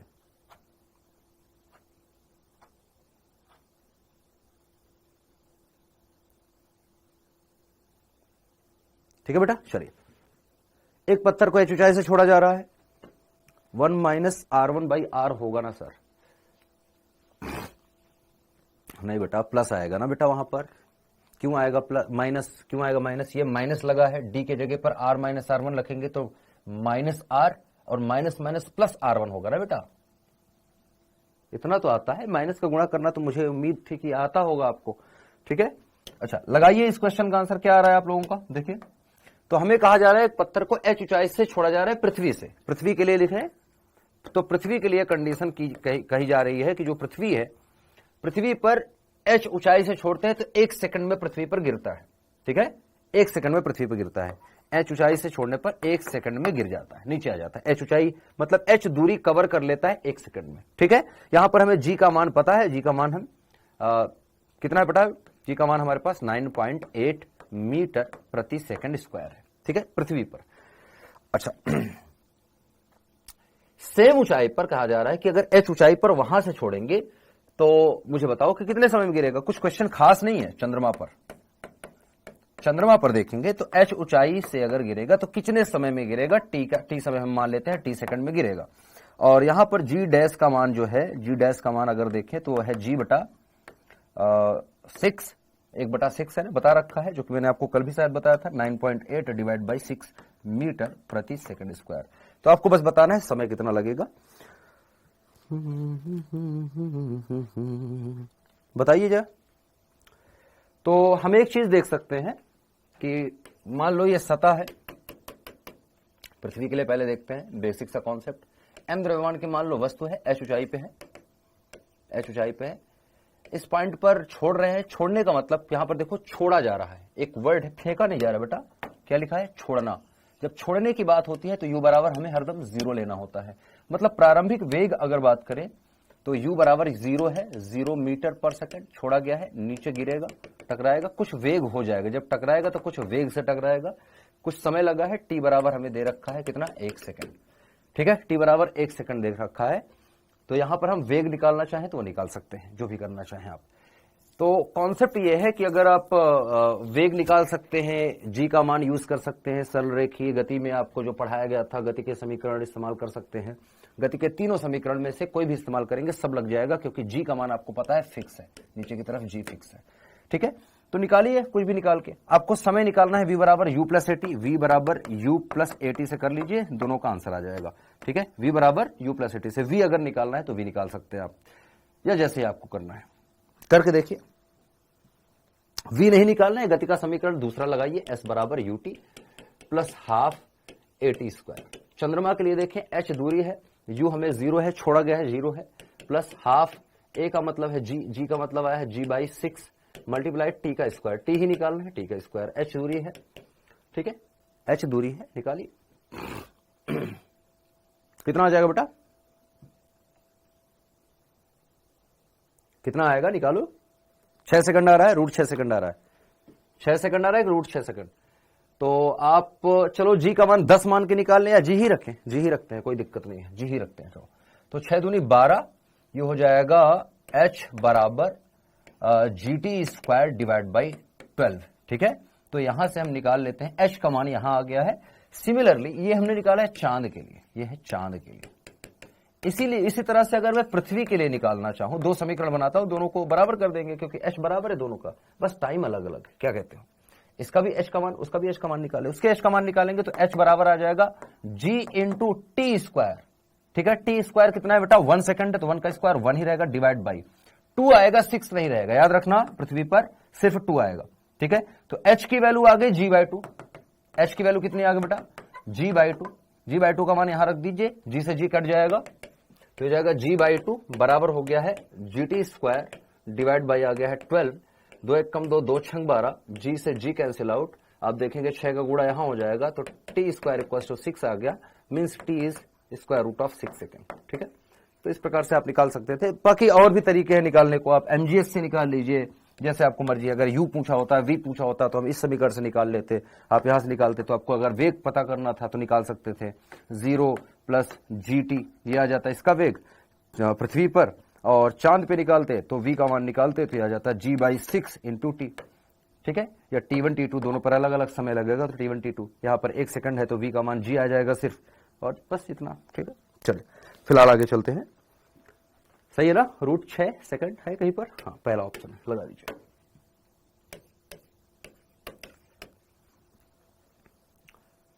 सर वहां भी क्लास चल रही है यूट्यूब पे, SP सर पढ़ा रहे हैं। अरे यार मैं थक गया यार बोलते बोलते, तुम्हें समझ में नहीं आता क्या? जाना बच्चे, डॉक्टर बेटा आप जाइए, प्लीज जाइए यार, क्यों परेशान है आप? यहां पर आपका भला नहीं हो पाएगा, SP सर से भला करवाइए आप प्लीज, जाइए। चलिए अब कुछ कॉन्सेप्ट पढ़ने की बारी। जैसे कि मैंने कहा था कि सबसे इंपॉर्टेंट टॉपिक इस चैप्टर में से जो है, उनमें से एक सबसे इंपॉर्टेंट टॉपिक है गुरुत्वीय स्थितिज ऊर्जा। गुरुत्वीय स्थितिज ऊर्जा ऐसा टॉपिक है जो कि आपको पहले से, अगर आप वैद्युत आवेश एवं क्षेत्र चैप्टर से रिलेट करेंगे तो फटाफट से समझ में आ जाएगा। T = 2G/H, बिल्कुल देखिए सेम चीज है बेटा। अच्छा, गुरुत्वीय स्थितिज ऊर्जा को हम कैपिटल U से निरूपित करते हैं। आपने हरदम पाया होगा कि स्थितिज ऊर्जा जनरली, आप भौतिक विज्ञान में देखे होंगे, आपको हरदम स्थितिज ऊर्जा ऋणात्मक ही मिलती है। मैं आपसे पूछना चाहूंगा क्यों? U अक्सर आप देखेंगे कि नेगेटिव आपको प्राप्त होती है बेटा। मैं आपसे पूछना चाहता हूं क्यों ऐसा होता है? भौतिक विज्ञान में अभी बहुत सारे चैप्टर आपने पढ़ लिए हैं, क्यों ऐसा होता है कि गतिज ऊर्जा आपको हरदम धनात्मक दिखती है और गतिज ऊर्जा तो छोड़ ही दो। आप मुझे बताइए U का मान अक्सर ऋणात्मक क्यों मिला करता है? परमाणु वाले चैप्टर में आपने पढ़ा होगा ऋणात्मक मिला, स्प्रिंग की ऊर्जा निकालते हैं ऋणात्मक मिलता है, हर जगह आप देखते हैं U का मान ऋणात्मक ही आता है। क्यों आता है बेटा? क्या कारण है? U का मान अक्सर, स्थितिज ऊर्जा का मान ऋणात्मक आया करता है, क्या होता है रीजन? मतलब शब्द का मतलब पता है ना, ऋणात्मक का क्या मतलब है, मैं ये पूछना चाह रहा हूं। क्या बताता है स्थितिज ऊर्जा ऋणात्मक का क्या मतलब निकल के आता है? अट्रैक्शन निकल के आता है, एक बच्चा बोल रहा है, एक बोलता है स्टेबिलिटी के लिए। एक्सोथर्मिक, एंडोथर्मिक यहां पर नहीं वर्ड यूज करेंगे बेटा धर्मेंद्र, यहां पर ना केमिस्ट्री नहीं है, यहां पर एंडोथर्मिक एक्सोथर्मिक तब हम यूज करते हैं जब एनर्जी रिलीज हो रही है या एनर्जी एब्जॉर्ब हो रही है, तो तब आता है ना एक्सो और एंडो। तो यहां पर वो वर्ड नहीं होगा। डायरेक्शन नहीं बताता बेटा। तो देखो अट्रैक्शन को भी नहीं बोल सकते हम, और अट्रैक्शन के वजह से ऋणात्मक नहीं है। देखो ऋणात्मक का मतलब स्टेबिलिटी से है। ऊर्जा, यहां पर ऊर्जा का कोई डायरेक्शन नहीं होता। पहली बात तो ऊर्जा अदिश राशि होती है, आप लोग भूल जाते हैं बीच बीच में। ऊर्जा एक अदिश राशि है, ऊर्जा का कोई डायरेक्शन नहीं होता। ऋणात्मक का मतलब होता है स्टेबल है, स्टेबल है, स्थायी है। ठीक है, तो स्थायित्व की बात करता है। तो जो स्थितिज ऊर्जा होती है वो स्थिति के हिसाब से बताता है कि कोई भी पार्टिकल की एनर्जी अगर पॉजिटिव है तो उसका स्थायित्व कैसा है, नेगेटिव है तो उसका स्थायित्व कैसा है, बस इतना। ठीक, अच्छा, गुरुत्वाकर्षण बल एक सेंट्रल फोर्स है। सेंट्रल फोर्स है अर्थात सिर्फ सेंटर की तरफ लगता है, किसी भी दो बॉडी के सेंटर की तरफ लगता है तो उसको हम सेंट्रल फोर्स कहेंगे। कंजर्वेटिव फोर्स है, कंजर्वेटिव नेचर है। कंजर्वेटिव क्या है? कंजर्वेटिव मतलब, कंजर्वेटिव का हिंदी में क्या कहेंगे? संरक्षित क्षेत्र होता है। कंजर्वेटिव क्षेत्र होता है मतलब संरक्षित क्षेत्र होता है, संरक्षित क्षेत्र होता है। ठीक है, संरक्षित क्षेत्र में किया गया कार्य वगैरह पथ पे निर्भर नहीं करता, सिर्फ और सिर्फ प्राथमिक और अंतिम स्थिति पर निर्भर करता है। ये छोटी छोटी कुछ बातें हैं जो आप याद रखेंगे।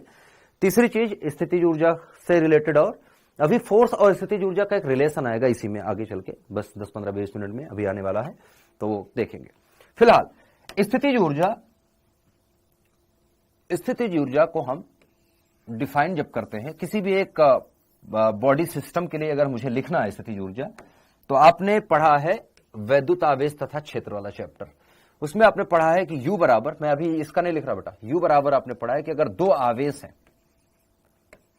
Q1 Q2, तो आपने पढ़ा है U equals to K Q1 Q2 और इनके बीच की जो दूरी है R। यही पढ़ा है, हाँ या ना? एक बार मुझे बताओ, यही पढ़ा है ना? सही लिख रहा हूं मैं, गलत तो नहीं लिख रहा? अगर ये सिस्टम है, इस सिस्टम की एनर्जी लिखना है तो ऐसे लिखना पड़ेगा। इस सिस्टम की मुझे एनर्जी लिखना है अगर, तो ऐसे ही लिखूंगा ना। अब ये माइनस है कि प्लस है वो अलग बात है, फिर चिन्ह बाद में आएगा, इनके नेचर पे आएगा कि दोनों माइनस है, दोनों प्लस है, एक प्लस है एक माइनस है, फिर आएगा नेचर अलग। ठीक है, ऐसे लिखते थे। सिमिलरली हम यहां पर आवेश नहीं लेंगे, हमने पहले ही लेक्चर में आपको मतलब बता दिया था, एक्सप्लेन कर दिया था कि हमारे पास मास है यहां पर, और मास का कोई प्रकार नहीं होता, एक ही तरह का है। चलिए, तो हम मान लेते हैं कि एक मास है हमारे पास m1, और एक मास अब बड़ा लो छोटा लो कोई फर्क नहीं पड़ता है, मान लो एक बड़ा है, कोई दिक्कत नहीं मुझे, एक है m2, एक है m2। दोनों के सेंटर से जो डिस्टेंस है, एक सेंटर से दूसरे सेंटर की जो डिस्टेंस है वो हम मान लेते हैं r है। तो जो स्थितिज ऊर्जा इसकी होगी वो क्या होगी बेटा? स्थितिज ऊर्जा इसकी लिखेंगे U इक्वल्स टू, जो नियतांक आएगा, नियतांक हमारे पास हम K अगर माने तो K को हटा के फिर G लिखना पड़ेगा। आप जानते हैं गुरुत्वाकर्षण नियतांक आएगा, ठीक है, सार्वत्रिक गुरुत्वाकर्षण नियतांक। तो एक बार में लिख लेते हैं G, m1 m2 divide by r, simple. अच्छा, यहां पर दिशा है नहीं, लेकिन हम एक चीज जानते हैं, जो नेचर है यहां पर फोर्स का, जो फोर्स का नेचर होगा बेटा, वो होगा संरक्षित क्षेत्र की वजह से। जो है नेचर है वो किस प्रकार को होगा बेटा? अट्रैक्टिव है। तो यहां पर जो चिन्ह आता है वो ऑटोमेटिकली ऋणात्मक ही आएगा, क्योंकि यहां पर रिपल्सिव जैसी चीजें हो ही नहीं सकती गुरुत्वाकर्षण के क्षेत्र में। तो आपको यहां पर minus G m1 m2 divide by r। अच्छा, अब यहां पर अगर मैं बात करूं, ध्यान से सुनना, सिमिलर केस दूसरा, पृथ्वी अगर हो, अगर एक बॉडी पृथ्वी है, एक मैं कहूं कि ये पृथ्वी है, कैपिटल M द्रव्यमान का, और एक छोटा द्रव्यमान कोई भी है, स्मॉल m द्रव्यमान का, ये कैपिटल M है, ये स्मॉल है। तो इसके लिए अगर ये इनके बीच की दूरी r है, फिर से तो मुझे इनके लिए अगर लिखना है तो फिर से U बराबर हम लिखेंगे simple minus G m divide by r के। इस फॉर्मूले को थोड़ा चेंज कर सकते हैं हम, कर सकते हैं क्या? आइए देखते हैं। इस फॉर्मूले को हम थोड़ा सा ऐसा लिखना चाह रहे हैं, क्योंकि हमें सारी चीजें पृथ्वी पर ही करनी है। जी m divide by r square के साथ कुछ कर सकते हैं क्या? कर सकते हैं। यदि पृथ्वी, या इसको मैं केस में ले आता हूं, केस के अंदर यदि द्रव्यमान m पृथ्वी सतह पर हो, सतह पर है, तो जो u का मान होगा वो हो जाएगा minus G m divide by r। ठीक है, ये हो गया। इस समीकरण में मैं कह रहा हूं दोनों तरफ आप ऊपर और नीचे दोनों जगह r का गुणा कर लीजिए। ठीक है, कह रहा हूं बस। तो इसको आप लिख सकते हैं दूसरे रूप में, ये तो एक हो गया, इसके दूसरे रूप में आप देखेंगे ये आ जाएगा minus G M divide by are square multiply by R, ऐसा लिख सकता हूं मैं। G M divide by are square is nothing but क्या है बेटा? स्मॉल जी, पृथ्वी की सतह पर पृथ्वी का गुरुत्वीय त्वरण है, तो इसी को आप लिख सकते हैं माइनस जी आर के। तो ये फॉर्मूला कई बार आपको यूज में देखने को मिलेगा। अगर आपको स्थितिज ऊर्जा कई बार आपको लिखनी है सतह पर, तो आप सिंपल सा पृथ्वी का जो गुरुत्वीय त्वरण है उसके साथ मल्टीप्लाई कर देंगे पृथ्वी की त्रिज्या को, तो सतह पर स्थित कोई भी द्रव्यमान m द्रव्यमान की वस्तु का आप, अच्छा यहां पर एक चीज छूट गई बेटा, स्मॉल m भी तो है, यहां पर एक चीज छूटी है, स्मॉल m छोड़ दिया था मैंने, minus G M divide by are square तो हो गया, मल्टीप्लाई बाई बेटा एम आर बचेगा, स्मॉल m बचा और r बचा है ना। तो इसको आप लिख सकते हैं माइनस जी एम आर के, ये लिख सकते हैं। तभी मैं कहूं कि एक द्रव्यमान तो होना चाहिए। तो अगर आपको लिखना है तो आप ऐसा भी इस्तेमाल कर सकते हैं, छोटी दे, ठीक है। हाँ, छूट गया था बेटा, ठीक। अच्छा, कुछ कुछ चीजें हैं छोटी छोटी, तो ऑलवेज अट्रैक्टिव वाला नेचर है ना फोर्स का, और द्रव्यमान को अट्रैक्ट करेगा, वैसा वैसा चल रहा है।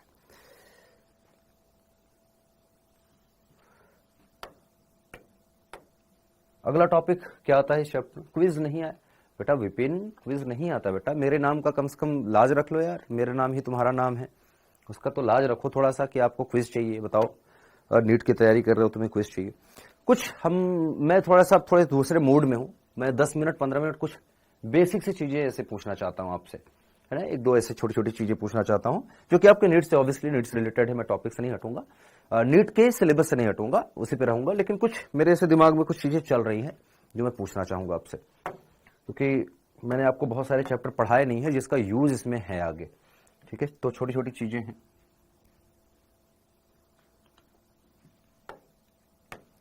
एक छोटा सा सवाल करते हैं, प्रैक्टिस प्रॉब्लम करते हैं, उससे मैं समझ में आ जाएगा। प्रैक्टिस प्रॉब्लम नंबर 1 है बेटा, आपका नीट का ही प्रश्न है जो मैं पूछने वाला हूं आपसे। दिया है दिया है F इज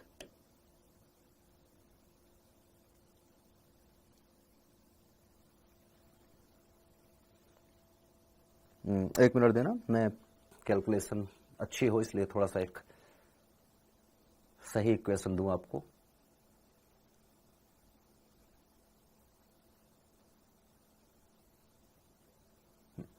F इज है बेटा A divide by are square और plus B divide by r, ठीक है। यदि ये है इतना न्यूटन,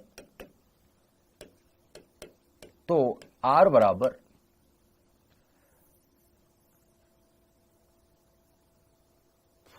R के किस मान के लिए, R के किस मान के लिए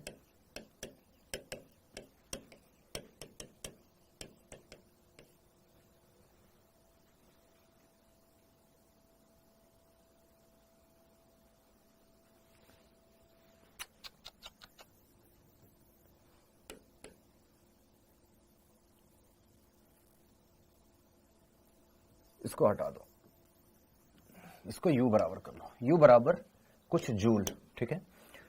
तो R के किस मान के लिए,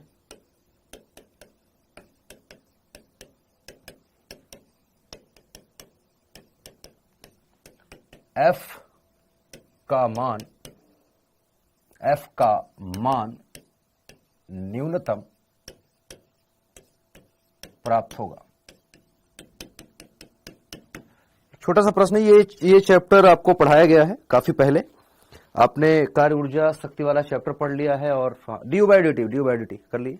ड्यू बाई डी टी करना है, कर लो बेटा। सर लिख लेने दो प्लीज, लिखा है बेटा, अब लिख लो। तो ये मैं मतलब आपका कोई टेस्ट नहीं कर रहा, बस मैं जानना चाहता हूं कि ये वाला चीजें आपने पढ़ रखी हैं, तो कर रखी हैं तो बताइए एक बार। देखिए सॉल्व हो रहा है आपसे तो अच्छी बात है, नहीं हो रहा तो बताइए। अजहर बेटा सही जा रहे हो, जाओ आगे बढ़ो, सही जा रहे हो, बस थोड़ा सा गलती है, सुधार लो उसको। पहले बता देता हूं, जिन्होंने डी बाई डी टी लिखा है थोड़ी सी गलती है, थोड़ा सा गलत है जहां पर आप जाना चाह रहे हैं।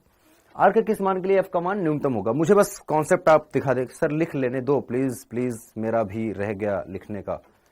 लिख लो बेटा, लिख लो, अब तो है ना। स्लाइड पीछे कर दो प्लीज, स्लाइड पीछे, ये वाला, ये तो आप लोग बहुत देर से मैं आपको दिखा रखा हूं, ये तो आपने कर लिया होगा मुझे लगता है।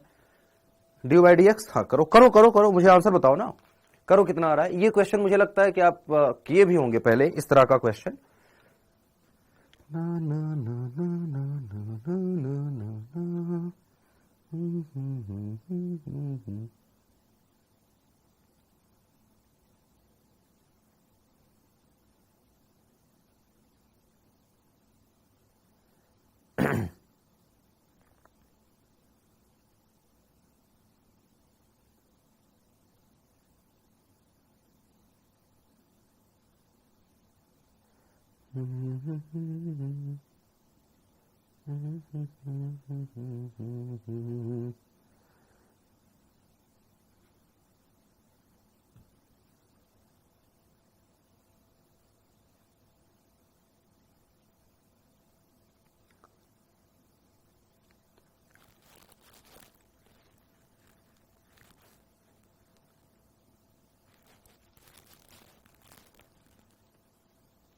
लगाया, R बराबर 2A डिवाइड बाई बी। अच्छा ठीक है, देखते हैं। तो सिंपल सा ये मैक्सिमा और मिनिमा का सवाल है, और इसका एक छोटा सा कॉन्सेप्ट इसलिए मैं पूछा हूं क्योंकि बार बार ये इस उपयोग में आएगा। अच्छा, एक चीज बता दूं कि ये इसमें एक फॉर्मूला लग रहा है जो आप लोग सभी लगा रहे हैं, F equals to minus du divide by D R. ये फॉर्मूला हम तब लगाते हैं जब क्षेत्र संरक्षी हो, तभी लगा सकते हैं जब जो क्षेत्र है, बल क्षेत्र, यह फॉर्मूला, यह सूत्र तभी लागू होता है जब बल क्षेत्र संरक्षी हो।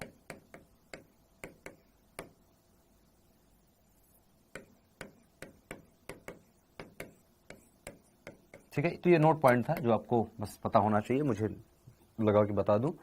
तो यहां से निकालेंगे, देखो उच्चिष्ट या निम्निष्ट के लिए सबसे पहले आपको करना होता है कि जो ये फॉर्मूला है इसमें ड्यू बाई डी आर को जीरो कर दीजिए, ड्यू बाई डी आर को जीरो कर दीजिए, due divide by D R must be zero. अगर ये है तो एक आर का मान मिलेगा, यहां से आपको आर का मान मिलेगा। इस आर के मान के लिए d2u divide by D r square अगर लेस देन जीरो है, पहले तो जो भी आएगा बराबर जीरो कर दो, एक आर का मान मिलेगा। आर का मान जो भी मिले उसका मान उठा के उसको फिर से इसको D you by D R को फिर से एक बार डिफरेंशिएट करेंगे, फिर आर का मान रखेंगे, आर का मान इस मान के लिए रखेंगे यहां पर, और मान जो है d two u by D r का स्क्वायर का अगर लेस देन वन आ जाए, लेस देन वन मतलब नेगेटिव आ जाए, तो उच्चिष्ट है, मतलब अधिकतम मान या उच्चिष्ट आप बोल सकते हैं, मैक्सिमम है वैल्यू, मैक्सिमम मिलेगा या मैक्सिमम मिलेगा। अगर पॉजिटिव आ जाए अर्थात d two u divide by D r square का मान ग्रेटर देन जीरो आ जाता है तो हमें मिनिमा मिलता है बेटा। ठीक है, मिनिमा मतलब या न्यूनतम मान प्राप्त होगा एफ का। तो ठीक है, ग्रेडियंट, हाँ ग्रेडियंट बोल लो आप, gradient D you by D R gradient है। ठीक है ना, चलिए कर लिया ना, सब लोग कर लिए होंगे मुझे लगता है। अब आर का मान निकालना है, कुछ नहीं है इसमें। आर का मान निकालने के लिए इसको लिख सकते हैं ए आर की पावर -2 प्लस बी आर की पावर -1, बी आर की पावर -1। इसको हम डिफ्रेंशिएट करना है, ये यू बराबर हमें दे रखा है, तो हमें D you divide by D R जब करेंगे, D you by D R करेंगे तो सिंपल सा आ जाएगा -2 ए आर की पावर -1 प्लस हो जाएगा -1 बी आर की पावर -1, ये -3 हो जाएगा। ठीक है, -3 ये हो जाएगा -2, क्योंकि अब ड्यू बाई डी आर सिर्फ ड्यू बाई डी आर नहीं बल्कि माइनस भी है, तो minus due by D R करेंगे तो यहां पर ड्यू बाई डी आर अगर मैं माइनस के साथ लिखूंगा तो आ जाएगा ये माइनस माइनस प्लस हो जाएगा, ये हो जाएगा 2a डिवाइड बाई आर की पावर 3 प्लस हो जाएगा माइनस, हाँ प्लस हो जाएगा b डिवाइड बाई आर का स्क्वायर। ये कर देंगे जीरो, इसको अब जीरो पुट कर लीजिए, जीरो पुट करेंगे, सॉल्व करेंगे, आर का स्क्वायर से आर का स्क्वायर कट जाएगा, आर बराबर आप निकालेंगे आ जाएगा b डिवाइड बाई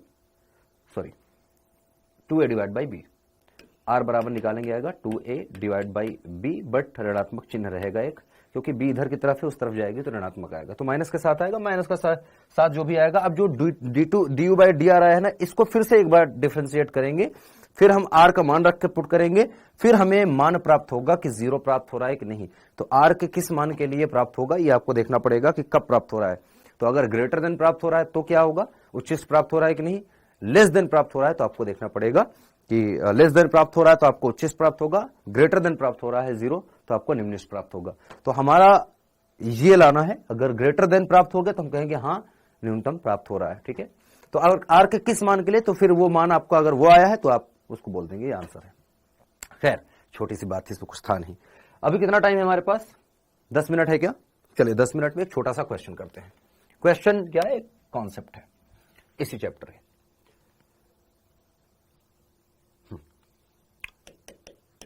एम द्रव्यमान की वस्तु को h ऊंचाई तक, सतह से मतलब पृथ्वी सतह से ऊंचाई तक उठाने में या ले जाने में किया गया कार्य ऊर्जा के बराबर ही होगा, किया गया कार्य। और ये जो किया गया कार्य होगा बेटा, यही उसकी स्थितिज ऊर्जा कहलाएगी उस पॉइंट पर। ठीक है, तो पृथ्वी है, पृथ्वी से हम चले गए h ऊंचाई पर, यहां से हम चले गए यहां तक, ठीक है, ये ऊंचाई हो गई h, यहां से यहां तक की, इस पॉइंट को हम P बोल लेते हैं। तो P पॉइंट पे चले गए हम, या A से B पॉइंट पे चलेगा, मान लो ये A पॉइंट है, A पॉइंट से हम B पॉइंट पर चले गए, लेकिन m द्रव्यमान का कण, m द्रव्यमान का कण। तो थोड़ा सा यहां से आपको विजुअलाइज करना होगा, जब लेके जा रहे हैं तो हो क्या रहा है, इस पॉइंट पर हो क्या रहा है। इस पॉइंट पर अगर आप ध्यान से देखेंगे, नीचे की तरफ लगातार mg फोर्स लगा हुआ है, अर्थात हम गुरुत्व के विरुद्ध काम कर रहे हैं, गुरुत्व के विरुद्ध काम कर रहे हैं। तो यहां से उठा के जब ले जाएंगे तो बल नीचे की तरफ है, विस्थापन ऊपर की तरफ है, जो कार्य आएगा वो ऋणात्मक आएगा। पहली बात, कार्य जो आएगा वो क्या आएगा, ऋणात्मक आएगा।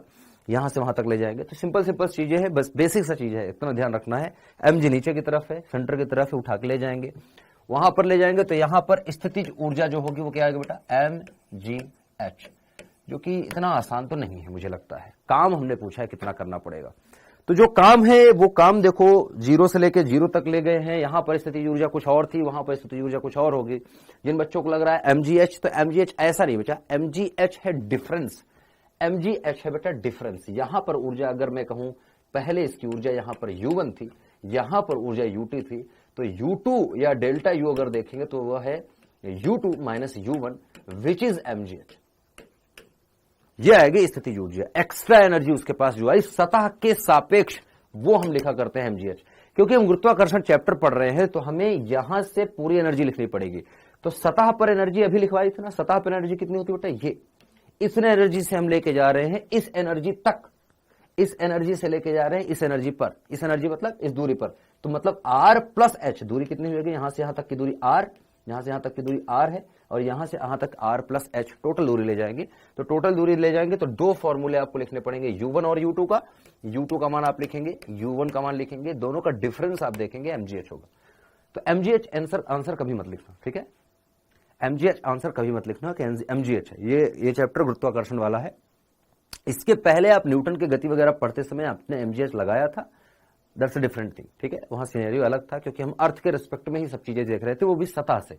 यहां पर हमें सेंटर को भी लेना है, जी के मान को भी कंसीडर करना है। और अगर मैं ऊंचाई पर लेके जाना जाऊं 320 किलोमीटर के ऊपर, तो जी का मान अलग तरीके से काम करेगा, फिर चीजें अलग हो जाएंगी बेटा। तो ये छोटी छोटी चीजों का ध्यान रखना है, ठीक है। और टाइम हो गया, समझ गए बेटा, रुक जाए 2 मिनट। मैं ये कह रहा हूं, हो गया क्या, 2 मिनट दो बस। एक चीज है यहां पर, एक छोटा सा कॉन्सेप्ट यह है कि इस पूरे रास्ते में जब हम इसको ले जा रहे हैं तो काइनेटिक एनर्जी 0 होनी चाहिए। वस्तु को इस प्रकार से ले जाना है कि उसकी गतिज ऊर्जा में परिवर्तन ना होने पाए। ये कंडीशन, ये केस है, और ये सब क्यों होता है ये हम जानेंगे कल, ठीक। ये याद रखना, गतिज ऊर्जा नहीं होनी चाहिए। इतना आराम से ले जा रहे हैं कि इसको खुद को नहीं पता चलना चाहिए कि इस द्रव्यमान को यहां से कब उठा के यहां रख दिया गया। बहुत आराम से ले जाते हैं और जीरो रखते हैं, गतिज ऊर्जा 0 रख के, गतिज ऊर्जा 0 मतलब ऊर्जा में परिवर्तन ऐसा नहीं कर रहे कि पहले गतिज ऊर्जा आई फिर स्थितिज। तो वैसे निकालना हो तो फिर कार्य ऊर्जा प्रमेय लगा के फटाफट से कर देंगे कि यहां की स्थितिज ऊर्जा प्लस गतिज ऊर्जा बराबर यहां की स्थितिज ऊर्जा प्लस गतिज ऊर्जा, दोनों को बराबर कर देंगे और हमारे पास आंसर आ जाएगा। तो वैसा नहीं है, वैसा तब होगा जब हम इसको v वेग से फेंक दें। मैं कहूं कि v वेग से फेंकने पर अगर ये h ऊंचाई प्राप्त करती है तो मुझे बताओ h का मान कितना है। अगर मैं कहूं कि v वेग से किसी वस्तु को अगर सतह से फेंका जाता है और वो h ऊंचाई तक जाती है फिर लौट आती है, तो जितनी ऊंचाई प्राप्त की थी उस ऊंचाई का मान कितना होगा, h का मान निकालिए। तब हम लगाएंगे कि यहां से फेंकी गई थी तो यहां पर इसके पास पहले गतिज ऊर्जा थी हाफ mv² प्लस कुछ स्थितिज ऊर्जा थी, क्या थी बेटा, माइनस gmm डिवाइड बाई क्या था बेटा, क्या था, त्रिज्या की दूरी r। ये बराबर हो जाएगी बेटा कहां पर, वहां फाइनल गतिज ऊर्जा क्या है 0 प्लस दूरी कितनी हो गई बेटा, अब हो गई है minus gmm divide by r plus h। ये दूरी हो गई, दोनों को बराबर कर लेंगे, h का मान हमें ये निकालना निकल आएगा। सेम चीज करके आप ये भी निकाल सकते हैं, ऊर्जा भी, गतिज ऊर्जा, इसको बस 0 कर लीजिए, ये आ गया। तो छोटी छोटी चीजें थी, बाकी कुछ नहीं, ठीक। तो मुझे लगता है कि कॉन्सेप्ट पर आप चले और होता रहेगा। टेस्ट कब है, ये आप जो है संडे है ना, संडे को टेस्ट है, तो जो अभी पढ़ा रहा हूं यही टेस्ट ले लूंगा मैं, ठीक है। बाकी पिछला वाला चैप्टर का कुछ क्वेश्चन रहेगा, इसका रहेगा, ऐसे ही कुछ टेस्ट रहेंगे। तो पिछले 2 चैप्टर मान लो और ये चैप्टर, तो 2 से 3 चैप्टर का ही टेस्ट आएगा इस बार, ज्यादा नहीं आएगा, ठीक है। छोटा सा प्यारा सा नन्हा सा मुन्ना सा मैं टेस्ट रखूंगा, बहुत ज्यादा ऐसे कठिन टेस्ट नहीं रहेगा, ठीक। चलिए, बाय बाय।